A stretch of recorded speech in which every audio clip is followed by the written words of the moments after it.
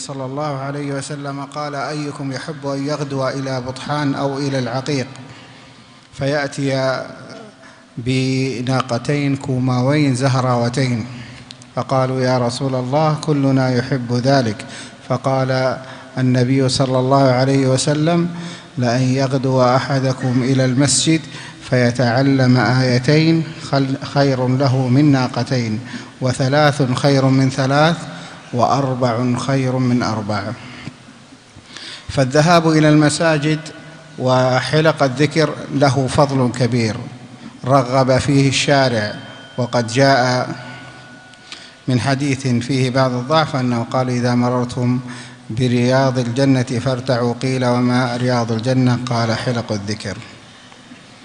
فهنيئا لمن أخلص النية وعزم العقد على تعلم العلم، فطلب العلم لا يعدله شيء وسبب لسلوك الجنة. قال النبي صلى الله عليه وسلم: من سلك طريقا يلتمس فيه علما سهل الله له به طريقا إلى الجنة. نعم.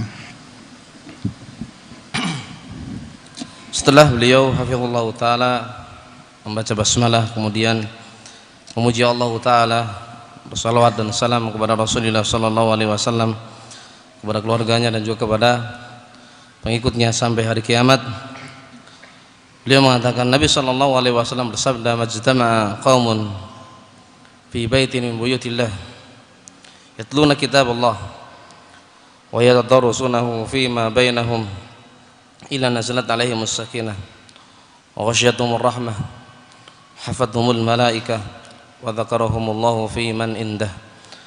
Tidaklah berkumpul suatu kaum di salah satu dari rumah-rumah Allah Ta'ala yang mereka yatluna kitab Allah, membaca kitab Allah, mempelajari Al-Quran, kecuali akan turun kepada mereka ketenangan. Wa ghasyiyatuhumur rahmah, mereka akan dinaungi oleh rahmat Allah Ta'ala. Wa hafathumul malaikah, begitu pula malaikat akan menaungi mereka. Wa dzakarahumullahu fi man indah, dan Allah Ta'ala pun akan berbangga terhadap mereka di hadapan para malaikat-malaikatnya. Dalam hadis yang lain, ya, disebutkan oleh Rasulullah sallallahu alaihi wasallam dalam riwayat Al-Bukhari, inna lillahi malaikah saihun, sesungguhnya Allah Ta'ala memiliki malaikat yang bertugas berkeliling untuk mencari majlis-majlis ilmu. Kalau mereka mendapatkan majlis ilmu, maka mereka akan menaungi orang-orang yang duduk di majlis ilmu. Dan malaikat akan menaungi orang-orang yang duduk untuk menuntut ilmu. Dan orang yang belajar menuntut ilmu, pergi menuju masjid, mempelajari ayat-ayat Allah Ta'ala, mempelajari Al-Quran, ini memiliki pahala yang begitu besar. Lebih besar pahalanya dibandingkan seseorang berinfak dengan unta. Berinfak dengan unta fi sabilillah.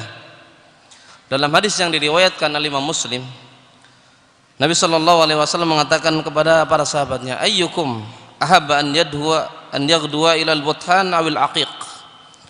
Siapakah di antara kalian yang ingin pergi menuju buthan atau aqiq, kemudian pulang dengan membawa 2 ekor onta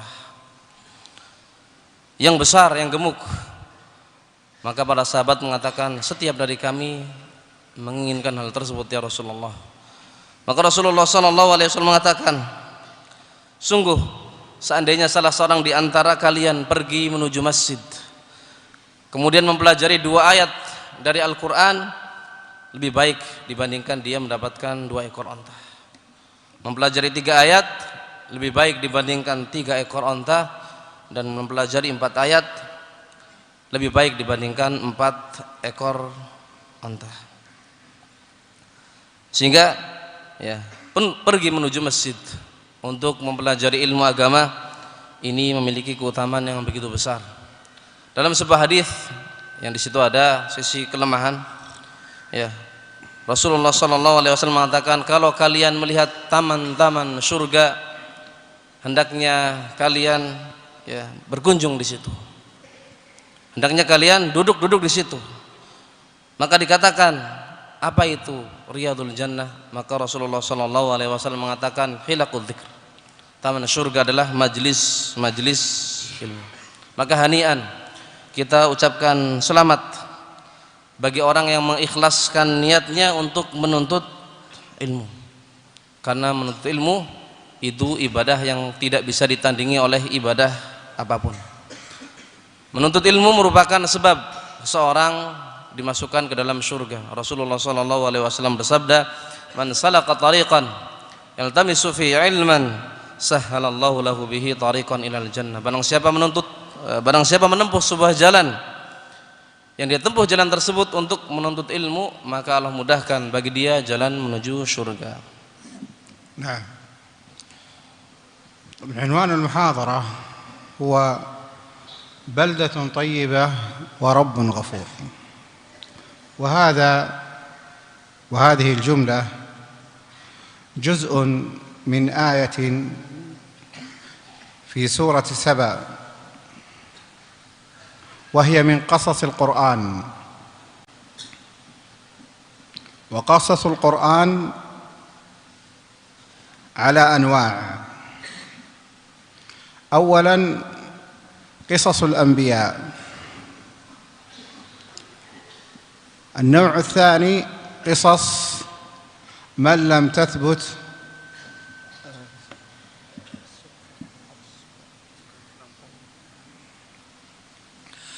النوع الثاني قصص من لم تثبت نبوتهم، منهم قوم سبأ الذين قال لهم الذين قال فيهم الله عز وجل بلدة طيبة في آخر ورب غفور. وستتكلم على هذه القصة وبعض فوائدها. القسم الثالث القصص التي حدثت في زمن النبي صلى الله عليه وسلم. وللقصص في القرآن الكريم فوائد. الفائدة الأولى هو تثبيت قلب النبي صلى الله عليه وسلم. وكلا نقص عليك من آباء الرسل ما نثبت به فؤادك. هذه من فوائد القصص. يكثر الله عز وجل من القصص في القرآن الكريم. لماذا؟ ليثبت النبي صلى الله عليه وسلم. وقال الله عز وجل لقد كان في قصصهم عبرة لأولي الباب. ما كان حديثا. فأيضا نأخذ العبرة من القصص، وهذا من تمام تدبر القرآن الكريم. فالله عز وجل لم يقص القصص عبثا، وإنما قص القصة لنتعظ بها ونأخذها عبرة. ومن فوائد القصص أنها تدل على صدق نبوة النبي صلى الله عليه وسلم، وذلك بأن يحدث عن أشياء حدثت قبل عهده بآلاف السنين، وهذا مما يدل على صدق النبي صلى الله عليه وسلم. فالقصص في القرآن مهم، وينبغي العناية به والاشتغال بأخذ الفوائد والعبر منه. نعم.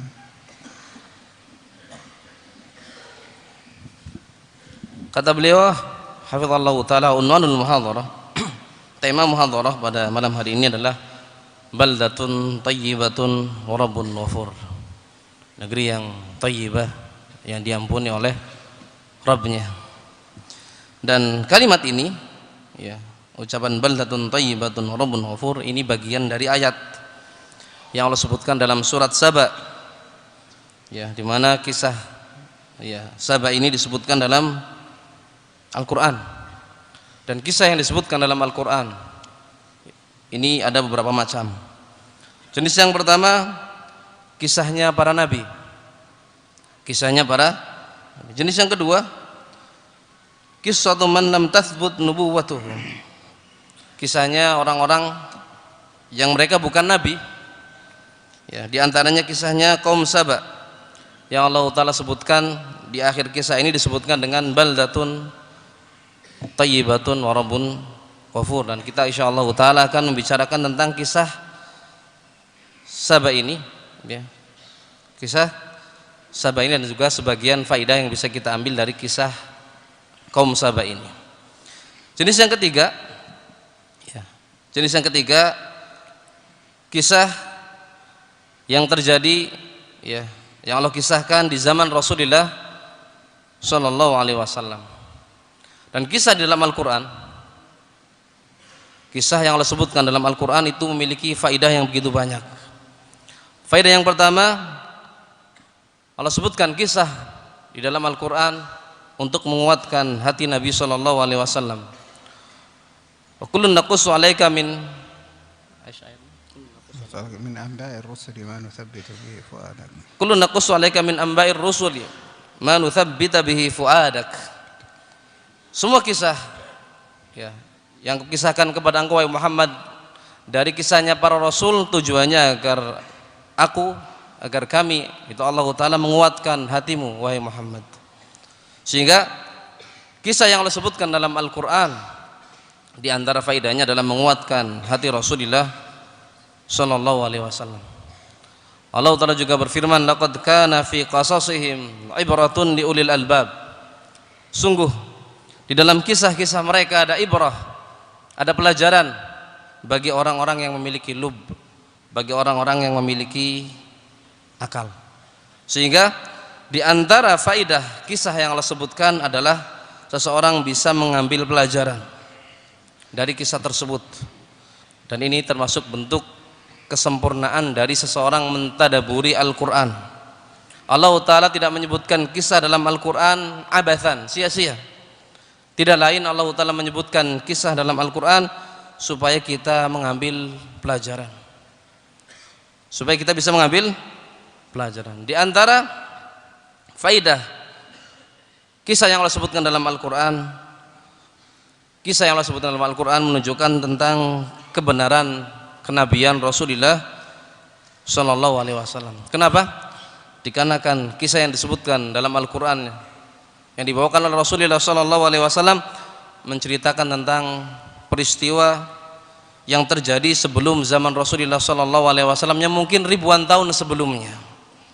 Sehingga kisah yang disebutkan dalam Al-Quran menunjukkan tentang benarnya Nabi kita Muhammad Sallallahu Alaihi Wasallam. Sehingga kisah yang disebutkan dalam Al-Quran ini perkara yang penting, yang sepantasnya bagi seorang muslim untuk punya inayah, punya perhatian terhadap kisah-kisah yang Allah sebutkan dalam Al-Quran. Seseorang menyibukkan diri untuk bisa mengambil faidah, pelajaran dari kisah yang Allah sebutkan dalam Al-Quran. Naam. Wa qissatu Saba hadhihi wahida min thalath qisas ذكر الله عز وجل فيها المحتوى والفائدة من ذكر هذه القصة، ألا وهي كفر النعم.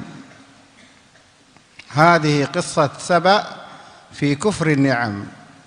وأيضا ذكر الله قصة قريش، وضرب الله قرية كانت آمنة مطمئنة يأتيها رزقها رغدا من كل مكان فكفرت بأنعم الله فأذاقها الله لباس الجوع والخوف. وأخبر الله عز وجل كما في سورة التوبة التي تسمى الفاضحة. سورة التوبة تسمى الفاضحة لأنها فضحت المنافقين.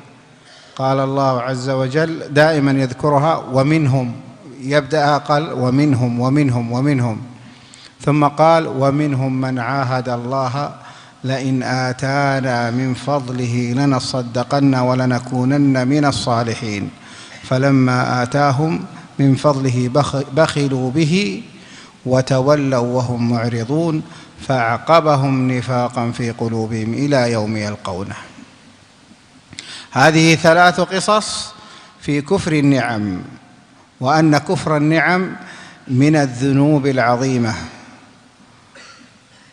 وأن الله عز وجل يتوعد فاعلها بعكس ما أنعم الله عليه. في قصة سبأ كان هناك بلدة طيبة فأصبحت بلدة وبالا،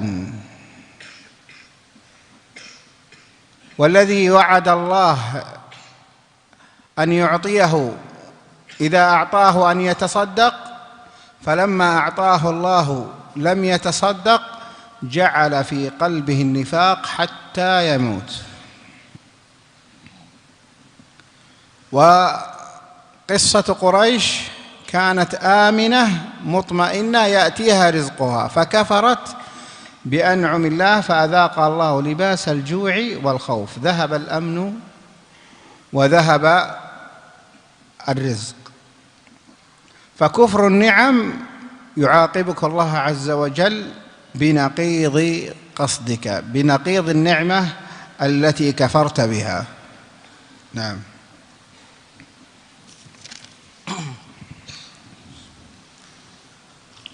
Kisah Saba ini salah satu dari 3 kisah yang Allah sebutkan tentang orang-orang yang mengingkari nikmat Allah Ta'ala. Ya, sehingga faidah dari menyebutkan kisahnya kaum Saba ini berkaitan dengan hukum mengkufuri nikmat Allah Ta'ala, mengingkari nikmat Allah Ta'ala. Berkaitan dengan apa? Mengkufuri nikmat Allah Ta'ala. Demikian pula sebutkan tentang kaum Quraisy yang juga ya mengkufuri nikmat Allah Ta'ala. Wa daraballahu mathalan qaryatan kanat aminatan mutmainnah. Allah Ta'ala membuat perumpamaan sebuah negeri yang kanat aminah, negeri tersebut negeri yang aman, mutmainnah, yang tenteram. Ya'tiha rizquha ragadan min kulli makan, di mana rezekinya datang dengan mudah dari segala penjuru. Fakafurat bi an'umillah, namun negeri tersebut kufur dengan nikmat-nikmat Allah. Fa'adzaqaha Allahu libasal ju' wal khauf bima kanu yasnaun, sehingga Allah timpakan kepada negeri tersebut pakaian kelaparan dan ketakutan disebabkan apa yang mereka perbuat. Demikian pula Allah Ta'ala mengkabarkan dalam surat Taubah, surat yang disebutkan dengan surat Fadhihah. Dikatakan juga surat apa? Fadhihah. Dikatakan surat Fadhihah karena dalam surat tersebut dibongkar kejelekan orang-orang munafik. Ya, kejelekan orang munafik yang di dalam surat Taubah banyak sekali Allah sebutkan wa minhum di antara mereka perbuatannya seperti ini, di antara mereka perbuatannya seperti ini. Disebutkan wa minhum man ahadallah la in atana min fadlihi lanasaddaqanna wa lanakunanna minas salihin. Di antara mereka orang-orang munafik ada yang berjanji kepada Allah Ta'ala, kalau kami diberi harta kami akan bersedekah, kami akan menjadi orang saleh. Falamma atahum min fadlihi bakhilu bihi wa tawallaw wa hum mu'ridun. Namun setelah Allah berikan kepada mereka sebagian dari keutamaan Allah Ta'ala, mereka menjadi orang yang bakhil, justru mereka berpaling. Aqabahum nifaqan fi qulubihim ila yaumi yalqaunah, sehingga hukumannya Allah Ta'ala timpakan kepada mereka sifat nifaq, tanamkan di dalam hati mereka sifat kemunafikan sampai mereka bertemu dengan Allah Ta'ala. Sehingga ini 3 kisah berkaitan dengan orang-orang yang diberi nikmat namun mereka mengkufuri nikmat Allah Ta'ala. Sehingga mengkufuri nikmat Allah Ta'ala merupakan dosa yang sangat besar. Allah Ta'ala menghukum dengan kebalikan dari kenikmatan yang Allah berikan kepada mereka. Di dalam kisah kaum Saba, ya, mereka tinggal di sebuah negeri yang dikatakan baldatun thayyibah, negeri yang thayyibah, negeri yang baik, negeri yang makmur. Namun dikarenakan mereka kufur dengan nikmat tersebut, fa asbahat baldatan wa bala, maka negeri mereka menjadi negeri yang penuh dengan kesengsaraan. Dalam surat Taubat ketika Allah Ta'ala, ya, ada orang yang berjanji kepada Allah Ta'ala ketika diberi rezeki, mereka berjanji akan bersedekah.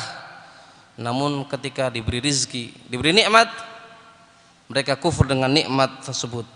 Ketika Allah beri kepada mereka rezeki, mereka tidak mau bersedekah. Maka Allah Ta'ala, ya, berikan azab kepada mereka dengan Allah Ta'ala tanamkan di dalam hati mereka kenifakan sampai mereka meninggal. Demikian pula kisahnya orang Quraisy. Ya, mereka mendapatkan negeri yang aman, yang tentram. Ya, nikmat Allah berikan kepada mereka. Raghadan min kulli makan. Dengan mudah mereka dapatkan kenikmatan dari Allah Ta'ala dari segala arah. Namun fakafurat bi an'umillah. Namun mereka kufur dari nikmat Allah Ta'ala sehingga dicabut keamanan dan rizki dari mereka oleh Allah Ta'ala. Sehingga orang yang mengkufuri nikmat tersebut diadab oleh Allah Ta'ala dengan kebalikan dari nikmat yang Allah berikan kepada mereka. Qala Allah Azza wa Jalla fi hadhihi al-qissah laqad kana li sab'in fi maskanihim ayah ay alama zahira يستفاد منها أي أن الله عز وجل ذكر هذه القصة علامة لنا حتى نستفيد منها. جنتان عن يمين وشمال كلوا من رزق ربكم واشكروا له بلدة طيبة ورب غفور. أقاموا السدود. طبعا مملكة سبأ هذه في اليمن، مملكة سبأ هذه في اليمن أعطاهم الله عز وجل من الرزق الشيء الكثير، جنات، وكانت صحراء كما قال ذكر أهل السير أنها كانت صحراء، فالله عز وجل جعل لهم الخضار وجعل لهم الرزق والسدود والأنهار والفاكهة.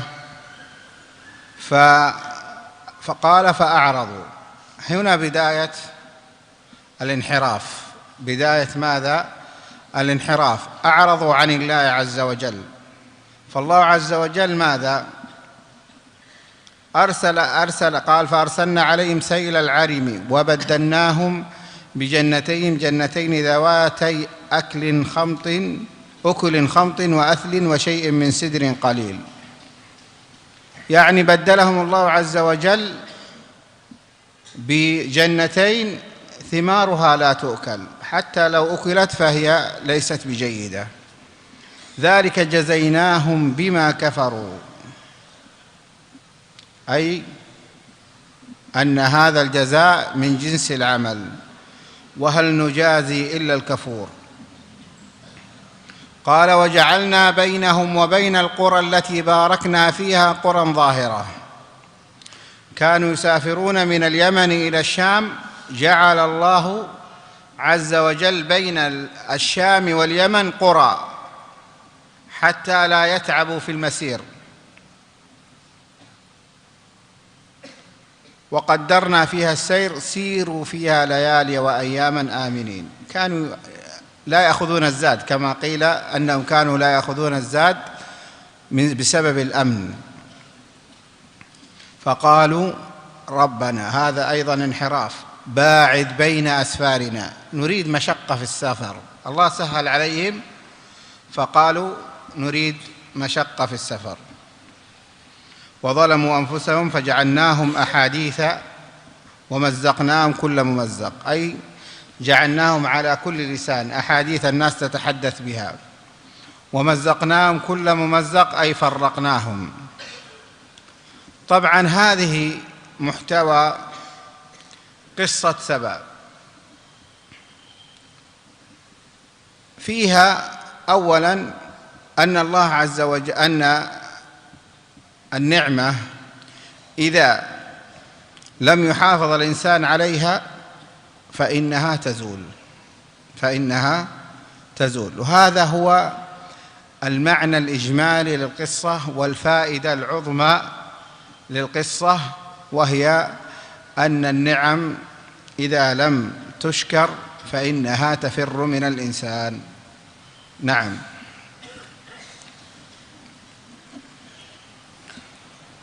Allah Ta'ala berfirman dalam Al-Quran, laqad kana saba'in fi maskanihim ayah.